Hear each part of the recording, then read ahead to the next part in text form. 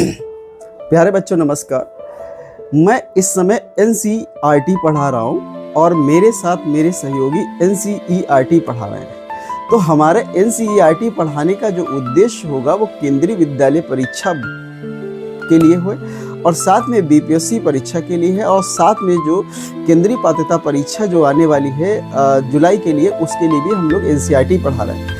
अब अगर हम पिछले केंद्रीय विद्यालय परीक्षा की बात करें तो हिंदी का भी क्वेश्चन उन्होंने लेसन हिंदी के चैप्टर से उठाया है और पात्रों से क्वेश्चन पूछा है। और अगर हम बात करें कहाँ से प्रश्न आते हैं तो उन्होंने पूरा एनसीईआरटी दिया, उन्होंने पूरा क्लास 3, 4, 5, 6, 7, 8 तक उन्होंने एनसीईआरटी दिया। तो एनसीईआरटी क्या पढ़नी है? एनसीईआरटी में आपको पढ़ना है, एनसीईआरटी में भूगोल पढ़ना है, एनसीईआरटी इतिहास पढ़ना है और साथ में एनसीईआरटी पॉलिटी पढ़ना है।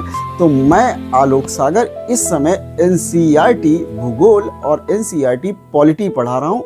मेरे क्लासेस का एकमात्र उद्देश्य होगा कि आपको नौकरी दिलाना, और ये नौकरी आपको 4-5 महीने के अंदर मिल सकती है अगर आप बीपीएससी परीक्षा और केंद्रीय विद्यालय परीक्षा की तैयारी कर रहे हैं। इसके बैच हमारा सुबह 6:30 पर है, एक शाम 3:30 पर है।